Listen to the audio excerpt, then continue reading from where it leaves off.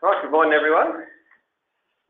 Thanks for making the effort this morning. It was cool. So hopefully the breakfast and coffee makes up for it. My name is Mark Allara, for those who don't know me, which is probably most of you.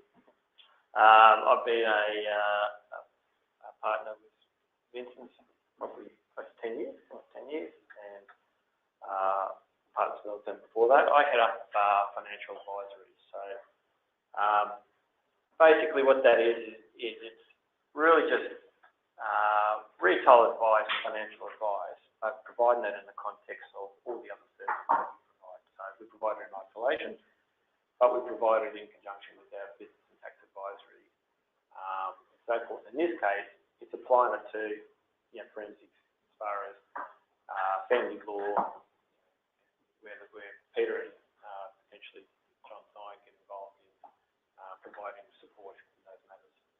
So what this is about, this is really looking at housing financial planning fundamentals. What are they, and how may they apply, and will that or can that assist you in your process? Now, that might be directly, but it also might be indirectly by pulling in someone to assist in that. I suppose hopefully if there's something that we can take away, it's just the thought process behind it. Are there any tools that you can use? What things that may be considered as part of the process? And really, the whole concept of this is looking after your client. Looking after your client pre-settlement, during settlement, and looking after your client post-settlement. So what are the things we can do to assist the client in the process? What are the things that we can do to help provide, I suppose, ultimately a compelling financial future for that client? So allow them to understand their position and make decisions that are informed and in their best interest. So, all right. So it says protecting your client's finances during property settlements and beyond, but really it's just about looking after your client and what are the things that we should consider. Feel free to ask questions at any point.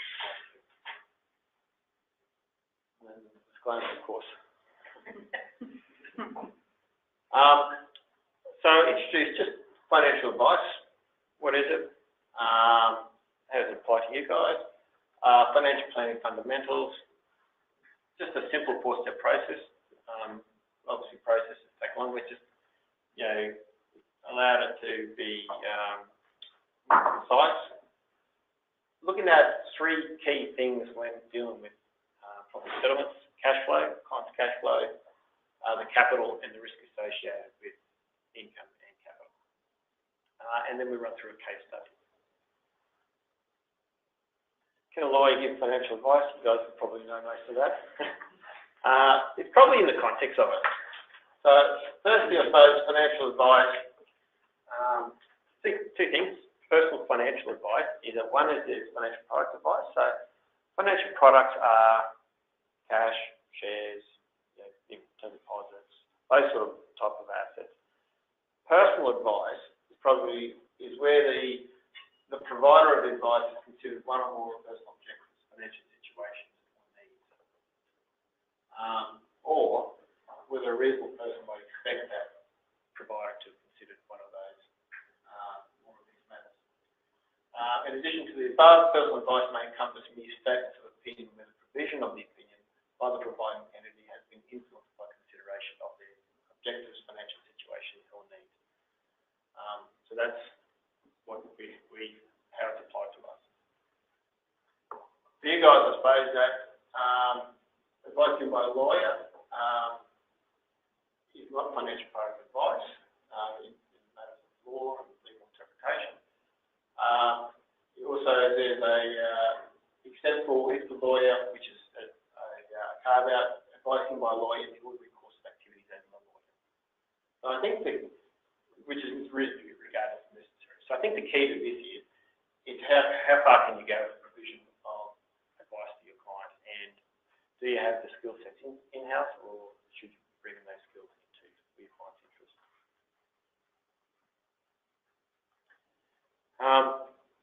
So financial planning fundamentals. So this is probably the the easiest part is just to apply this to whatever we talk about today, the case study and so forth. Two really simple things. Know your client, know your product. That's really all it is. So if you don't know your client and you don't know your product, you can't provide informed advice. In this case, there's obviously more that you guys have to overlay over that in relation to the family law matters, but from financial planning fundamentals, they're the two things. So knowing our clients, understanding the client's personal objectives, investment objectives, understand their financial situation, their needs, so products, understanding attributes of those products, risks of those products. In your case, understanding, are they loaded with capital gains tax? Do they cost money to maintain or provide income? So that sounds really basic, but we also do a fair bit of professional analysis. The ex-financial planners, it's amazing how successfully made a client. The financial planner and other defence have to produce their file, and they just have no fact sheet on the client circumstances or whatever to back up how they come up with their advice. They might well have spoken to the person at the time, but they've got to do a full sort of. You really need to know their whole being, almost, don't you? You do. It's not just name, rank, and serial number. You also have to know, do a risk. Where you go through all that second there. Yeah, we'll go through all that. Sort of process you have to go through, Mark's better to go through, but it's just a bit weird. It is quite a comprehensive sort of thing. And the easiest way to do that is we'll go through a case study. So you've got some notes there that we've pulled out.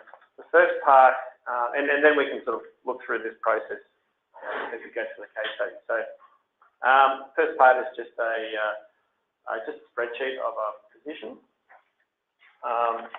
Don't take too much notice of the business valuation or anything. I've just put numbers down for the purpose of discussion. A simple position. There's a home there worth $1 million. They've got a rental property, 825 with some debt on it, a couple of cars, some bank accounts, a property development unit trust, so a high risk asset there, a share portfolio with some gearing on it, superannuation, which has got a mix of assets, and a business which we've just chosen, a couple of 2 or 3 retail stores, so the impact of that, and some other incidental liabilities and credit cards and tax installments. So I guess the purpose of giving that now is just to think through the process as we go through it. I might just go quickly to the case study, just so we can keep it in mind. Husband and wife. Husband's profile, 49, self-employed, so he runs that business of the retail business. He's got an assertive risk profile, which is why you're probably seeing some of the gearing and the property development and business itself. Investment experience, quite comprehensive, has good involvement in what he does and good understanding. He's expressed priorities, security of the business is highly valued, immediate cash flow funding and retirement funding. Wife's profile, limited skills and earning capacity as an employee, is not engaged in business from a day-to-day basis. She's more conservative in the way she approaches things, and because of her non-involvement and limited experience in that, her expressed priorities is family home, which is highly valued, but she's not sure where the income comes from. So how to deal with her immediate cash flow funding and what happens beyond this as well. So retirement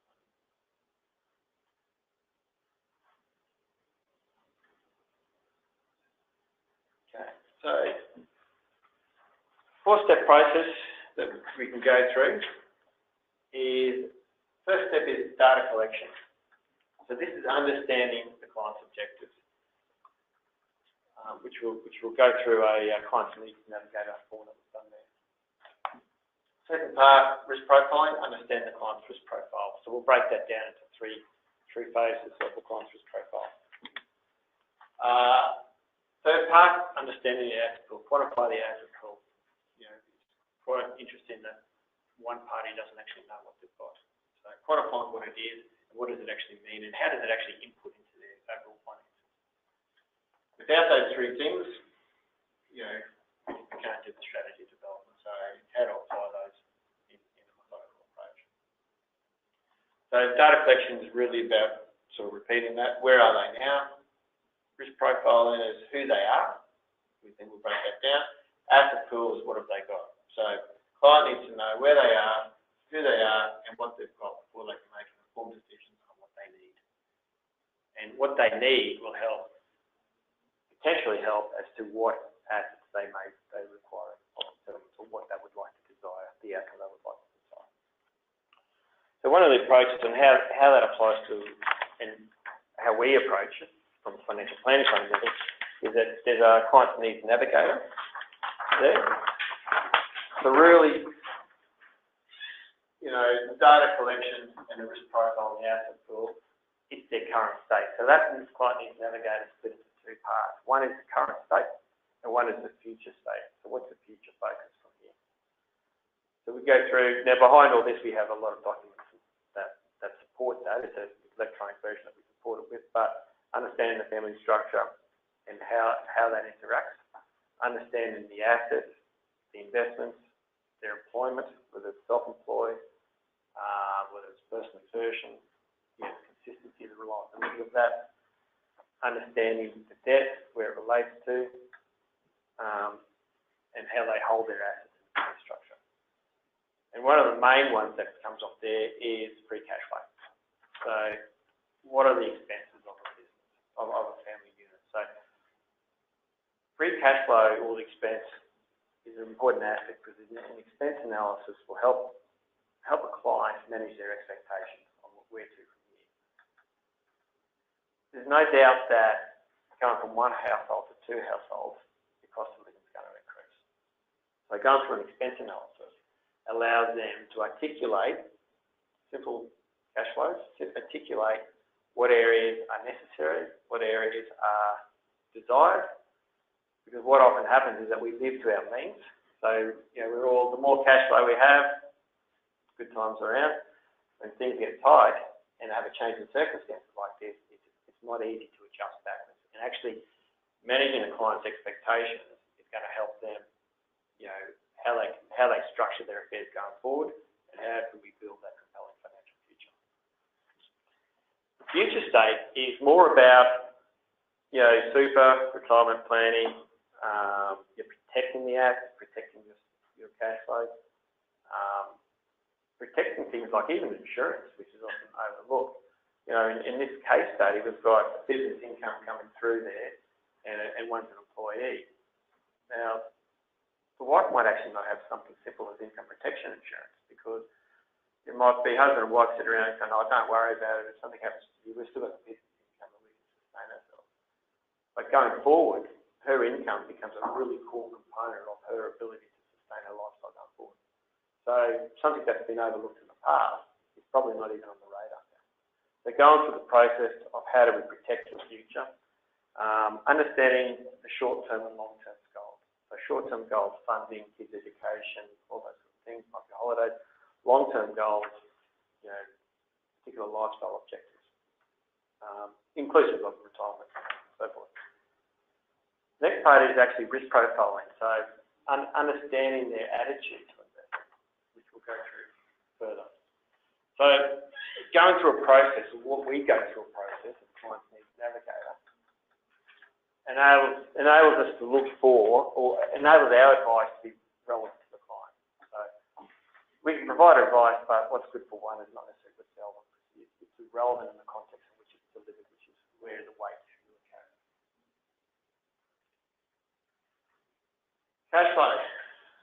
So 3 C's, cash flow, capital, 2 C's in the R, cash flow, capital, and risk. Termination, expense analysis. Prepare the budget, and the client may do that directly themselves. They might come to you with that. You might have to send them away from that. It may or may not influence the outcome of what you're doing. But what it does do, even if it's post the settlement, it helps them manage their expectations and how they need to structure their affairs going forward. the cash flow analysis, expense analysis is really important. How? Employment, business, investment income sources. Understanding and looking through the business structures, understanding those businesses, how the income's derived, is it cyclical, was it just a good year, are there things that's happening in that business, what are the risks associated with that, which we can go forward. The investment income sources, you know, what are the implications of that, what entities do they come through, are they tax friendly, are they tax heavy, where is it derived? So, is it in a company? How do we get it out of the company? Is it just personal wages? Is it super? Is it tax exempt? So ultimately, all this cash flow is to enable them to maintain their lifestyle, put food on the table. So it's really looking about how to go about, or what's their ability to generate a consistent, reliable income stream for their life forward. Cash flow tends to be the core component of someone's to have a sustainable model, financial model going forward. Do you find many of the clients worry about cash flow, but they're more worried about the assets? I think it depends on which client you've got. Yeah. I think the possibility about security. Yeah, that's a bit more my experience, but I suppose I'm dealing more with the value of the business a lot of the time. They're focused on that, but that's not, they don't talk to me about the other deal lines of the pool. I was just curious to know sort of from a thing that people, they'll just think about the asset pool, or they think about cash flow going forward. I guess our advice is split it from everybody up the asset pool, usually. That's without maintenance. Yeah. So we need to focus. So they come with preconceived views of what they would like, typically. Typically, Does it change much through the process? Get valuation. Yeah. When you start doing some reality testing or talking about contribution.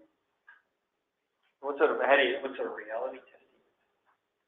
Things like, if someone brought a lot into the pool, you start talking about, well, they're going to get an adjustment. It's not going to be what you thought was going to be a just and equitable settlement. And So managing the expectations is massive as far as the I process. think typically if you get the female client who's got the children and she anticipates she's going to get more than another client. I suppose, from a financial aspect, is the cash flow is actually also about managing expectations, managing about what their lifestyle used to be like and what their lifestyle might be like going forward, and allow them to adapt to it. so if it's just on how that ties with the business valuation, that's how I find it. Yeah, we say the business is worth X. What's it worth in your example, mate? $1 million. 1.5. 1.5. So use that as an example. But that, as well as the value of that business is of what the future cash flow is generating, what's its future profits. So, assuming in this example, husband takes the business, so he gets that in the pool, but that's the thing that's been funding all their other lifestyles all the way through, and that's somebody dropped out of the other side of the equation. He's still got that. Did anyone, Brett Harding gave a paper at residential about the double dip? Just how some sort of people think that, oh, he's getting the business with the cash flow, so I should get some more 75.2% in my favour. But the 1.5 million in our example here, that is the value of the present value of the future cash flow. So to then give more 75.2 back to the wife because he's getting the business is a double dip. So, yeah, the business might be making 500,000 a year, 3 times multiple is worth 1.5 million. People think, yeah, well, he's getting $500,000 of cash flow every year and the business worth 1.5. But it's only worth 1.5 because it's generating 500,000 a year. Yeah, and to say he's getting both is a double dip.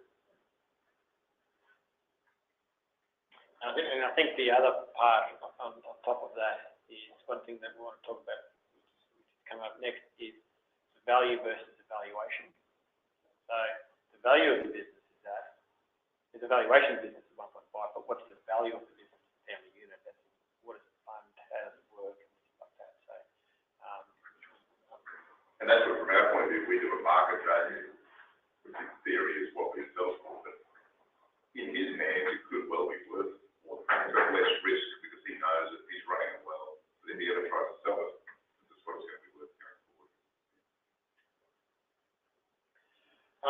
Just a tool that we can provide if you're interested is just expense analysis, just cash flow.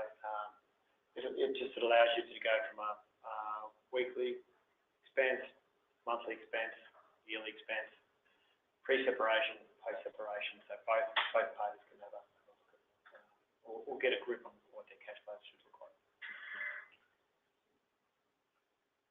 Capital. So understanding the asset pool. So I suppose this part here was just going back to Peter's example about the business and the value. And so our concept is value versus valuation. So a dollar in a business is different to a dollar in cash. A dollar in super, whilst it's still a dollar, may not be a dollar value for the client. So super is a preserved environment. So we think about the financial position here, the ability to access income and capital. So it's preserved environment. You've got to meet a condition of release. So when looking at the asset pool and looking at what dollar you would like, will the dollar actually help fund some of those objectives? Might help fund long-term objectives, but how are we going to prepare for the table initially? So that's the concept of value versus valuation. Volatility and risk associated with each asset. So we've looked at a concept of a couple of retail stores there. Now, a lot of volatility and risk associated with that. Industry risk, it could be legislative risks, it could be. I think John mentioned yesterday about Indrapilli, and that they've expanded Indrapilli, but it doesn't necessarily mean that more people are coming through. So what's the impact of that? More shops but less people. What's the impact on retail? High competition. So how does that impact your valuations? So understanding those risks and volatility associated with those assets. I agree with what you said. I valued a railway franchise last month. It had a year to run on its franchise agreement, and the husband 60, and he said, "Yeah, that'll renew it, no worries, we recall it for years." So railway just written to him and said, "We're not renewing your franchise." So suddenly you might as well just rip my valuation up, and what's going to be worth going forward. So he sort of made a drop off in sales, and they just said, "No, we don't want you as a franchisee anymore." So there's risks that's just come out left field. He wasn't expecting it when I spoke to him 3 weeks ago. He said, "Yeah, I've had this for 20 years, they'll renew, no worries." So there's all sorts of bizarre risks in their business. Some of us have seen the last 10 years royalty style. 10 years ago, leases get renewed, franchise agreements get renewed, suppliers will go elsewhere because they hate the relationship. That's gone. Things aren't changing. So if you're in a shopping centre, when you're looking at business, if the business has a life of selected, it may get another one that's got a life of selected. Clients are going to be around as long as the price is good. You need a good relationship with someone that's got a better price. And suppliers are getting more and more important to a business. You get one good supplier, that's your business. If you lose that supplier, you've lost your business. Risk is a huge thing.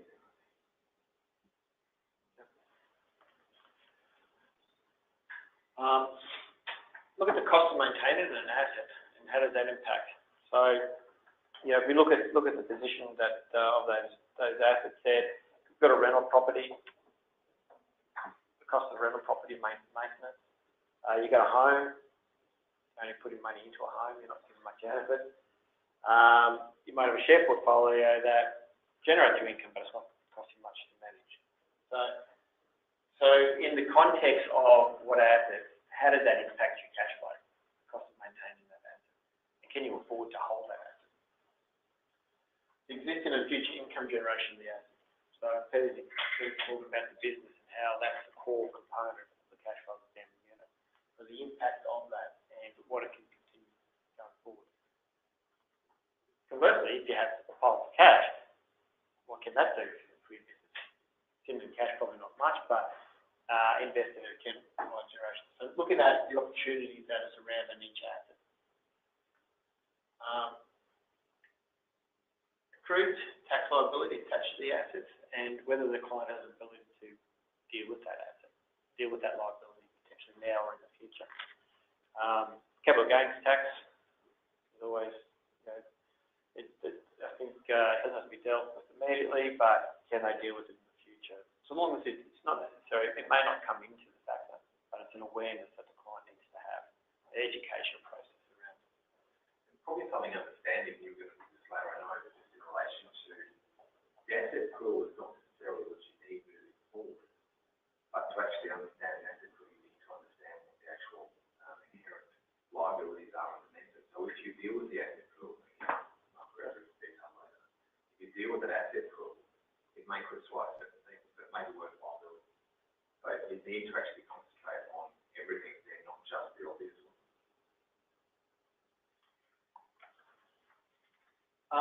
And ultimately, the client's ability to manage and understand the assets. So, an asset's complexities. We've got a property development one here. Their ability to comprehend the risk on that, the ability to help manage the risk on that. How does that fit versus, someone who's less sophisticated? So, is that an appropriate asset for them?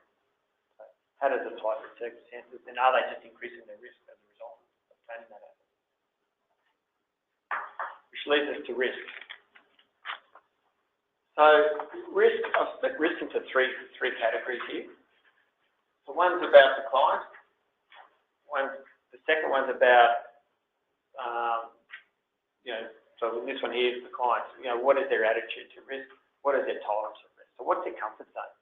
So, as part of the process, looking at assets that look good on paper, and we've split the pool.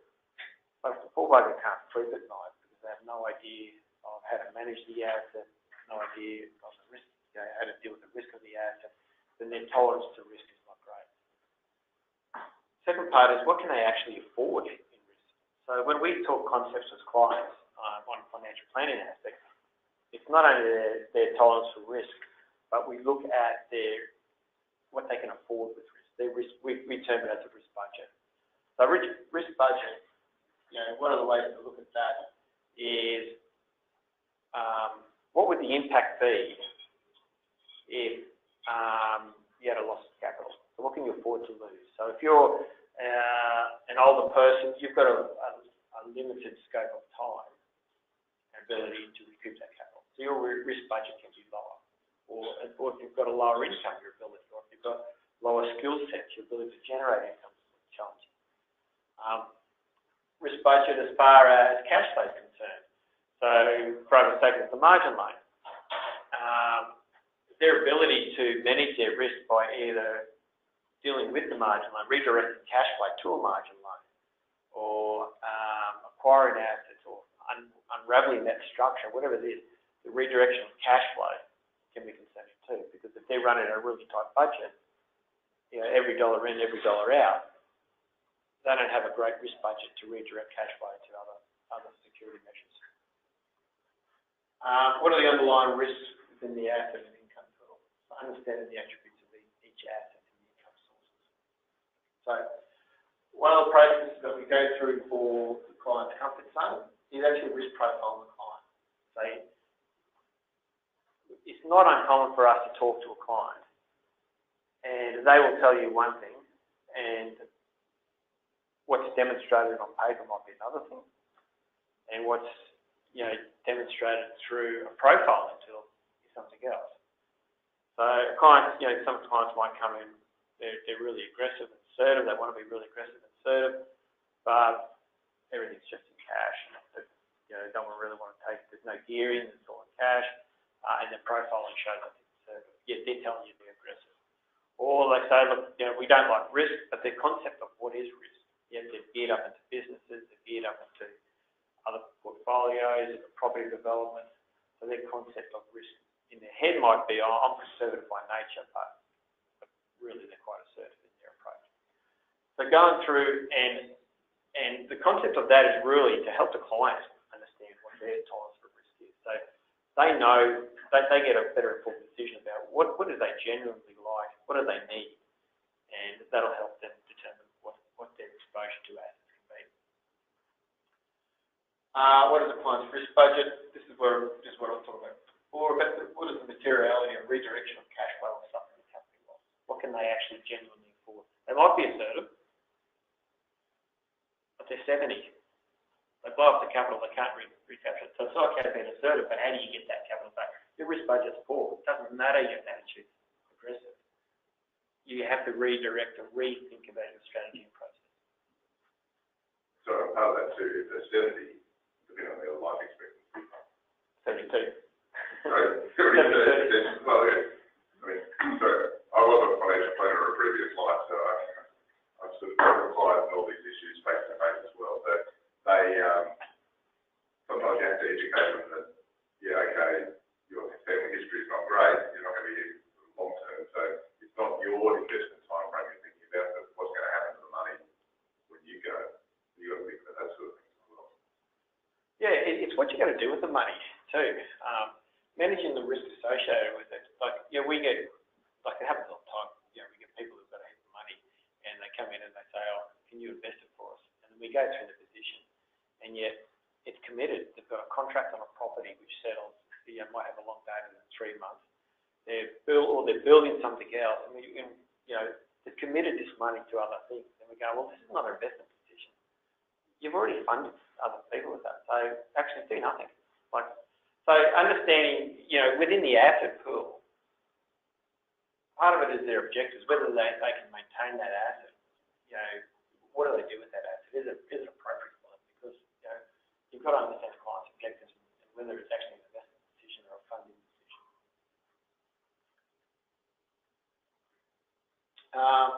Yeah, and the associated risk with assets, you know, liquidity. You know, the property development one's okay having that, but it's probably not spinning off any income. And it's a high risk asset. Probably it's usually a liquid asset. It's an unlisted property trust, and you've probably got no control over the realisation of the asset. So understanding, we take that, what are our genuine risks associated with that asset? You know, capital volatility in the share portfolio. Understanding that, cash flow. Is there any legislation that can impact the valuation of a business? Anything happening within the industry? You know, retail might have digital disruption with Amazon coming in. I mean, it's not the concept of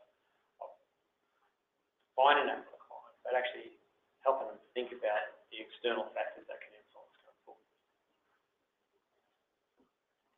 So, yeah, go for it. That risk profile is from my point of view, and dealing with more, I get involved with the client more from that classic viewpoint to see where it comes from. And traditional role don't do as much.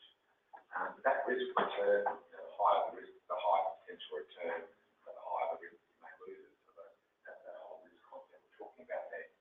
And quite often in the collaborative process, I guess we normally see from your day-to-day life, the comment may be from the non-working wife, may be, I need more assets because he keeps the business and he's getting the cash flow from that. And that's not fair. So he gets the $500,000 business, of which he gets, the business should be returning $500,000, 150 plus his salary, he's getting a little over $200,000. And I've got $500,000 worth of cash, which that's going to give me, what, a couple of % interest. It's going to give me bugger all return. So it's not fair that he gets the business and gets the return, and I only have this cash sitting here. And the response to that, you know, we quite often throw into the pool in the collaborative process. Well, you could actually take that $500,000, you buy the same business, and then you could actually get that same return of a couple $100,000. Why don't you go and do that? Oh, no, I can do that, I won't do that. But as soon as they sort of catch on to, well, business carries more risk on that, but that's the cash flow they want. They start catching on to that risk return. That risk return is exactly what we're trying to do here.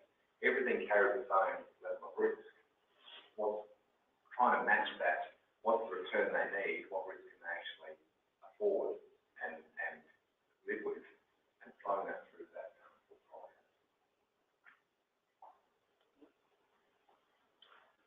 Okay, so I suppose the best way to summarise some of that is actually to go through a quick case study, which is in front of you. It's really, I suppose the main one we just thought we'd pick one part and focus on. We'll focus on the right. And focused on a pre-settlement, focus on a post-settlement transaction. What that one look like. So, case study which we went through before, husband's self-employed, assertive risk profile, good investment experience. So he's the one who managed the business, he's the one who get into the property development, property and so forth. His long-term objectives is cash flow funding immediately, so the business is actually a good asset for him. If you like the concept of that, he's good, and the wife doesn't want to risk or may not have the skills to manage that. His ability to utilise that cash flow to fund new homes, his ability to utilise the business in long term, so it might have a tax, big inbuilt tax liability, but he might be able to longer term after he's used the cash flow to buy a new home, diversify away from business risk with other additional assets, might actually be able to be eligible for a small business role and relate to help funding for retirement planning. We won't focus on him, but they're the concepts behind it. Wife is quite the opposite, employee, conservative, limited investment experience, values of family homes, so conservative people tend to like a family home first and foremost. Immediate cash flow funding, never had the involvement in that, so the concept of expense analysis is critical for her.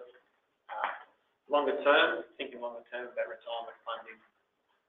She's never had the financial strategy going forward, and has minimal day-to-day investment management, and it's not particularly interesting.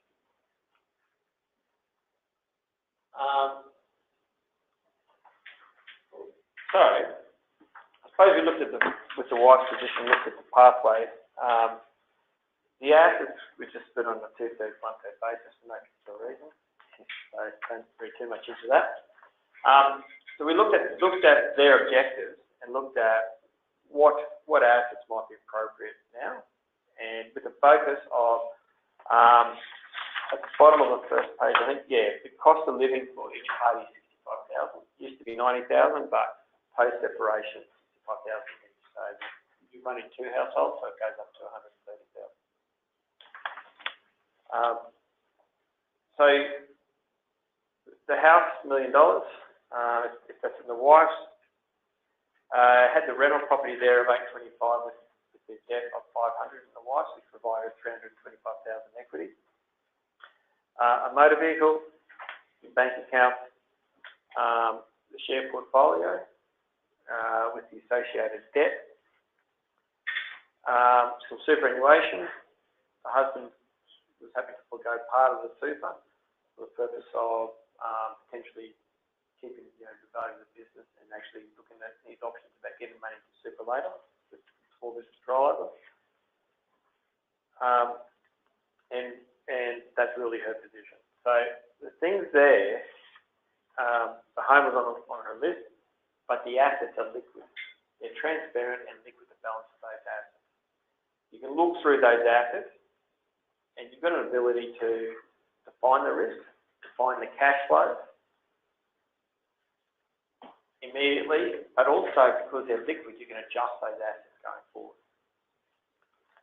So if we look at so what we've done is just applied some return figures of that rental property provides nil return. So 50% of her asset base, she needs to understand, provides nil return to her. The rental property, we've just applied a 3.5% yield on the rental property, 4.5% on the debt. So overall, it only produces about $6,000. But her market exposure is $825,000, and there's underlying risk of interest rate funding from a cash flow perspective if you have periods of untenancy. So risk associated with the asset. Term deposits are obviously fine. Share portfolio. Market volatility within the share portfolio. There is a debt associated to that. Minimal probably operating costs. Liquidity is great. Trade plus 2 days. Access to capital, but has some CGT implications in it. Super. In super, we've just taken with the super, we put a high risk profile on the defensive profile, 2/3, 1/3, and just taken that accordingly across to her super. So yield applied to the share portfolio is 5.5. Yield applied to the share portfolio. The superannuation was mixed on that. High growth, lower yield, fixed interest, high yield, less growth. So I suppose the point of that was actually just to extrapolate that through and to show, well, how does this impact her cash flow, these decisions? But going a little bit further then, say, well, how does that match her objectives? And how does that match her risk profile, her tolerance for risk? So looking through the investment return on that on the right-hand side produced about $23,000 before tax. Doesn't take into consideration any depreciation benefits, it's just on a simplistic nature. So if we go to the back page, we've got the original outcome summary. So gross taxable income, $65,000 from her salary. Investment income, $23,000. Income tax and Medicare, $22,000. $66,000 net meets her cost of living. So we've ticked the box that helps her meet her cost of living. So one of the things, obviously, I mentioned before is that the most obvious component to that there is $65,000 per salary. So is that protected? Is there income protection insurance associated with that? Like, it's a core component of her strategy going forward. So make sure that this is a post strategy, this is a post separation. Make sure that the client goes off in good stead and it can actually protect their current position. We look at a typical, so her risk profile came in as conservative. We're just looking at a balanced position there. Balanced position from our perspective is usually a 50% defensive, 50% growth. However, we're excluding the family home for purposes of that. So is there a defensive and growth as a difference for those terminologies? So defensive, cash and fixed interest, growth, shares, property. Low risk. Low risk, low return. Growth assets, high risk, high return. She's conservative by nature. I've just used the balance one by example there. But the more conservative, obviously, the more defensive. But it has an impact because you've got low risk, low return. So how does that apply to your long-term objectives? But property's up towards the growth end of the spectrum in terms of risk, and I think the majority of people don't see property in that way. No. That's a fair comment. Absolutely. Yeah. And like that investment property there, given to a gearing on top of it, that doubles the risk, but exacerbates the risk. So you've got lending with it, so if you go sort of fixed interest, property, shares, and then gearing on top of any of those, just increases the risk of the investment. But understanding the concept of that, exactly right, but understanding the concept of that to her circumstances. Yeah. So, it's an illiquid asset. Property prices do move. The debt's there, so periods of untenancy, how does the expense to maintain the property, how do they fund the interest expense from her cash flow? What was her risk budget? So her risk budget, we came down to 66,000. Her risk budget's actually really quite small as far as what she can afford to redirect in cash flow or afford from a capital loss. And Peter, yet, despite you saying that gearing is a high risk, the thousands of Australians, I think, see it as a negative gearing. Property, yeah. I think the statistic that came out last week was that a quarter of property at the moment is interest rates. A quarter of mortgages. Mortgages rates. So people are struggling to actually make that. I think they're talking about 54,000 over the next year will default. Now, interest rates go up, which we talked about today, but if interest rates go up, you don't need to look at sort of the medium-term interest rate. If you actually go to put your money on a deposit, the medium-term interest rates are higher. The expectation interest rates will go up. That there's potentially, unless the economy picks up, there's potentially more bad news to come. There's bad news what's going to happen to property prices and the liquidity of the property. But I think even in the context of this now, and in this case study, gearing is a high risk strategy, but we've had the cash flow, we've had the business, and so the cash flow in, we've had dual income. So the cash flow in the business has been fine to sustain that strategy. If they're at a higher marginal tax rate, the cost of that debt is actually less because they've got the tax deduction for it. So their funding cost is less. But we're just going through a change in circumstances. So you're looking at whether that strategy is still an applicable strategy for her. Lower tax rate, lower cash flow, lower risk, so potentially not.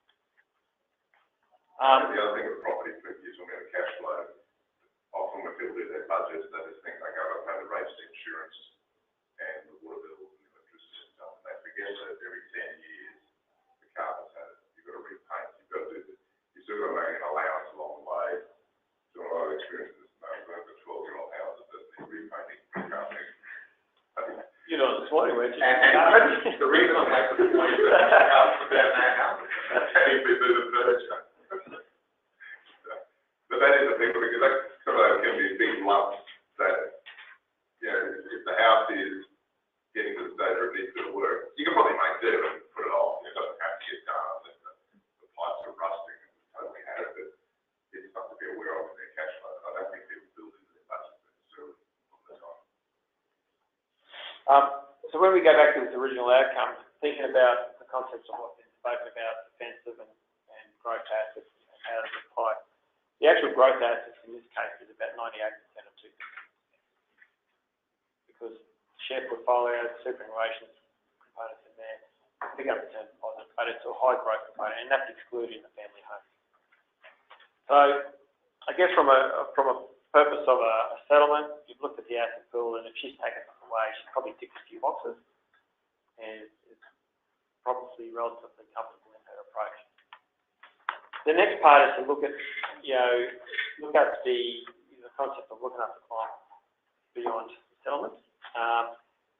So really, it's just basically looking at, so well, now that you've got that, is that going to be appropriate for you to sustain going forward as part of your long-term strategy? So remember, we're trying to tick the objectives, match the profile, match the cash flow, and build a compelling financial future for this person that's sustainable. So if we look at pathway for the wife number 2, first part we spoke about, the importance of cash flow, the importance of expense analysis, and how, you have to manage your expectations. So managing the expectations of the wife is that $1 million house at 50% of her overall portfolio, when she's looking at funding objectives and retirement, longer term retirement objectives, may actually be too big of a percentage. So the concept of downsizing the home to $750,000. We've utilised that 250 cash there. So $1 million goes down to 750, capital gains tax exempt. That's used to pay down the share portfolio. So we've eliminated the debt associated with that. So immediately we've improved our investable cash flow, investable pool by 250,000, which has increased our cash flow. Second concept is the rental property. The net return on the market exposure, now this is not rental, this is just generally on this scenario, is actually pretty poor. And the concept of that asset in her circumstances is generally pretty poor too, because we look at the concept of her risk profile and her objectives, she's liquid and those things. So the risk associated with that. So we look to sell that. Fortunately, the cost base is $825 as well. The market value, so they just bought it, which is convenient in this case. But the concept of there is really to free up to $325,000 equity there. And redeploying that into still keeping some property exposure, but more liquid assets. So we put it into a real estate investment trust of 100 and 225 into defensive, so fixed interest portfolio. So the fixed interest portfolio is diversified into various different structures, but produces about 4.5%. The real estate investment trust produces about 5.5%. So we've now taken away the redirection of cash flow that potentially can go into an asset, because we don't need to maintain the asset. We don't have periods of untenancy in the asset, and we no longer have any debt that we need to fund if her circumstances. If she had a loss of income, if she lost her job, those sort of things. So we de-risk her position. The overall is potentially a doubling of income. So she's got $43,000 worth of income.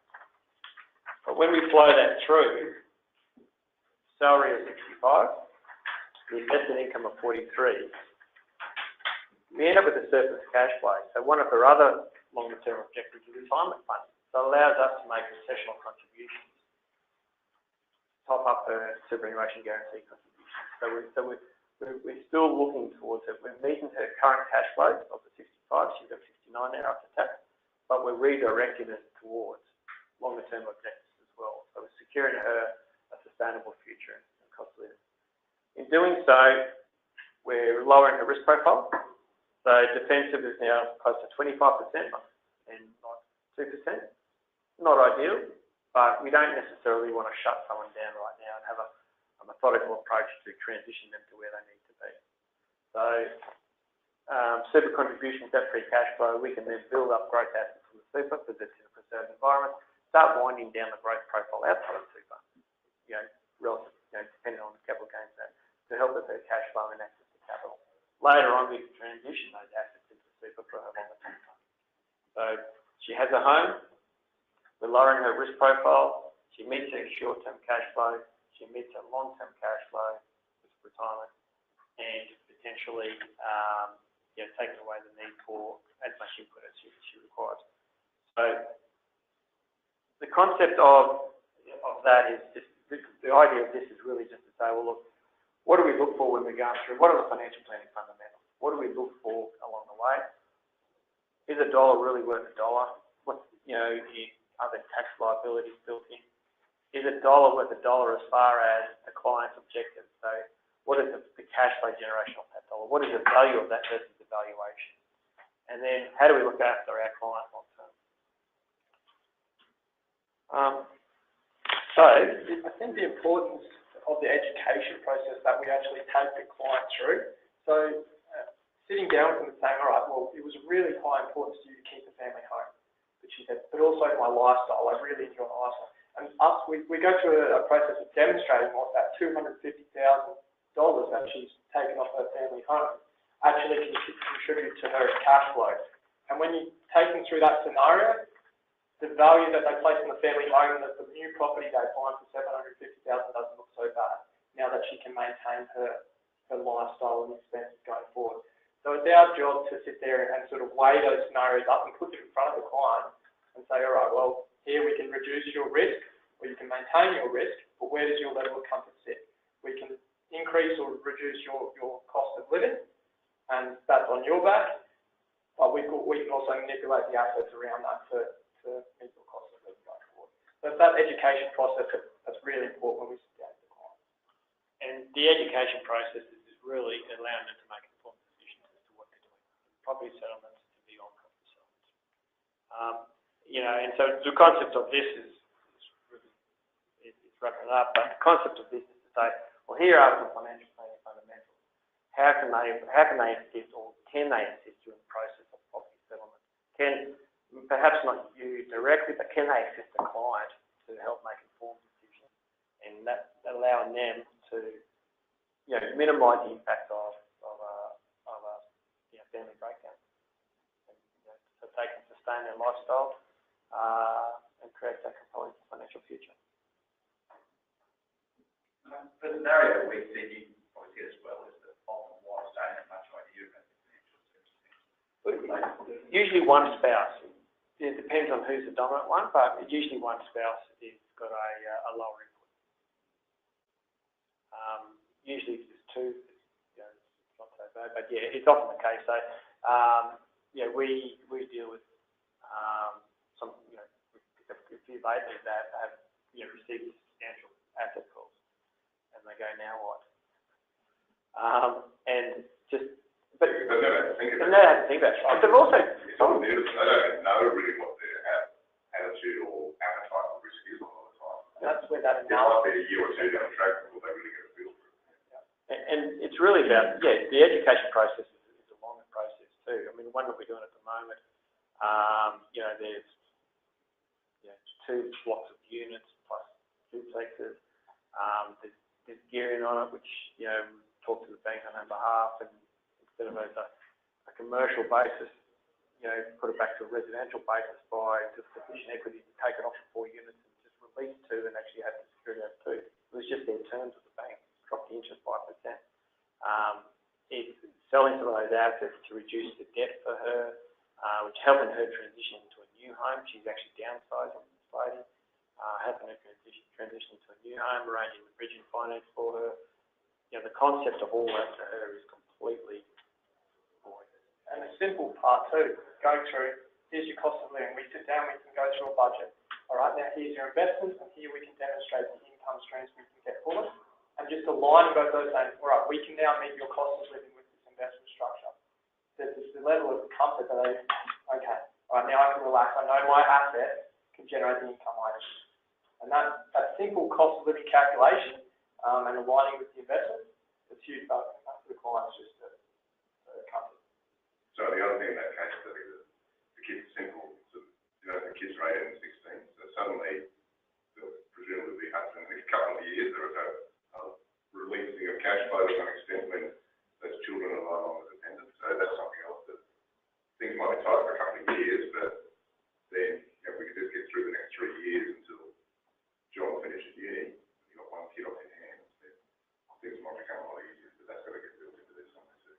The education process, we ask the clients to actually choose what the best assets they can find people with that actually understanding what those assets mean. We did a collaborative a couple of years ago where the wife had, her job was to raise the 7 boys. And you imagine 7 boys, that was her whole life. When they got married, the husband and wife set up that she'd get an allowance of $900 a week. 35 years ago, and she continued to have that allowance of $900 a week. That's what she spent, that was her cash. He ran businesses. When they went to divorce, she had absolute idea. She thought her cost of living was $900 a week because that's what she spent. She literally had never left her mind to, there was electricity bills to pay, phone bills to pay, repair bills to pay, the kids' education was $900 a week. She said that was appropriate, but then she'd never paid an invoice apart from giving some cash flow.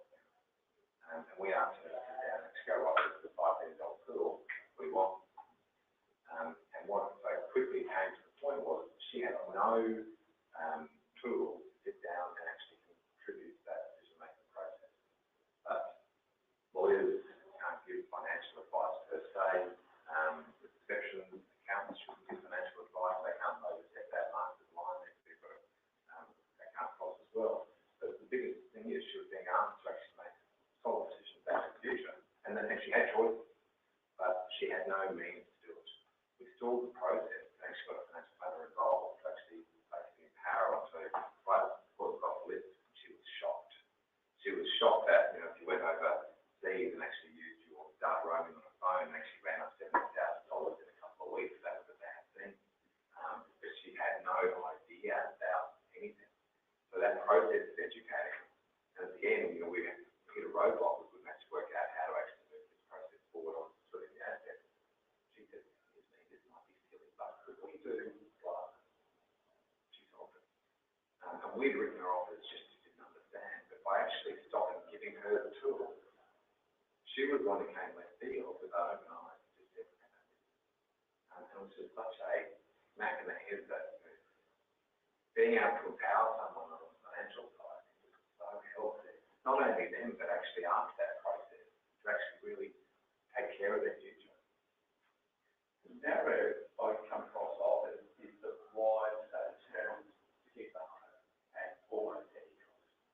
And I just worry sometimes that they take on a bigger mortgage than they should because they're so determined to keep the home. But how much is that position? I've got to keep the home because that's the security, the stability for the kids, security for me, it's the friends around it, their kids' network, my network. Very much so. As opposed to the It's not a luxury thing. yeah, it's an interest thing where they're actually trying to maintain that. Is there another option than that place? The place next door is what London from. Could they do something? Could they actually transition? Maybe not today. Could they actually make a transition in 2 years' time when the younger kids high school or and are sort of more confident where they're at? But you're right, that's the standard go-to. Especially with children. It makes sense. They don't want children to be young version. Yeah, but the choice of we can keep the kids in the house for now and keep running our lifestyle for now, mature like capital, but they won't be finishing school at those prices, because the money will be gone all that point. So it's the opportunity cost, helping them understand the opportunity cost. Can they actually afford the home, and what is the opportunity cost? Could be the private school. We looked at a rather complicated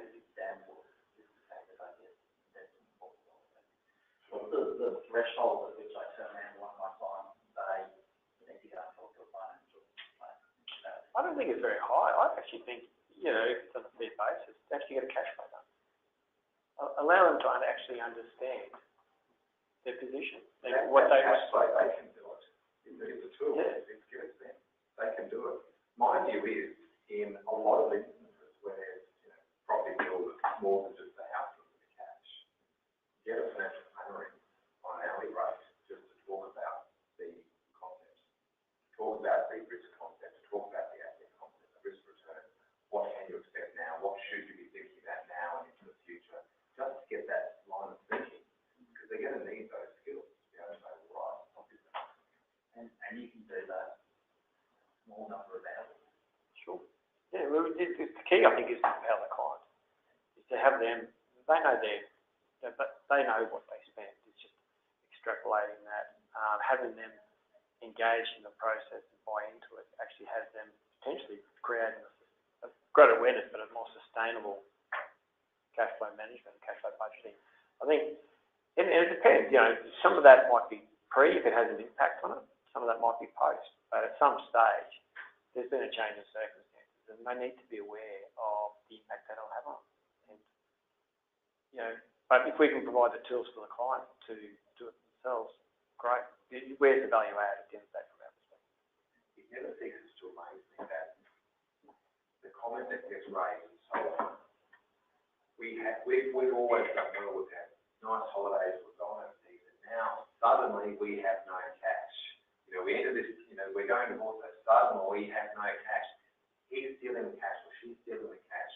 And what the 9 times out of 10 comes down to, we live to our means. None of us usually have a lot left over. It's allocated something. We get into separation. We're now running 2 households on the same income stream. On top of that, we're paying legal fees. Where's the cash? You know, we're struggling. We are going backwards. We're just looking at that. Not looking at the fact that, yes, there may be some other issues that the business may not be performing as well, because the working spouse is now distracted. But actually getting them understanding, it is what it is. We deal with this and how we do it. Yeah, I found financial advice to clients to really useful in settlements where there's not much in terms of an asset base, but there has been that really good income from somewhere. It was just funded a fantastic lifestyle. All of the trips to Paris have meant that we don't have much in the way of equity in houses or share portfolios or anything like that. And generally, it's not always just one person that's bringing it in. And some advice for the other person who has an understanding of where all this thing paid for can really help. Obviously, they're often some harder ones because there's not much to go around. And everyone still wants the champagne lifestyle, but I think it does bring in a bit of reality with what I've seen and lots of that sort of advice. And that's actually one thing as well. It actually brings the next step. If one of these The biggest factor there is the readjustment to their expectations. Like, there's only so much, you can't make something out of nothing. And so actually bringing in there for that person and saying, this is the reality of it, and you need to adjust accordingly. We're here to assist adjustments. Mark, we always say that. I'm a bad person. But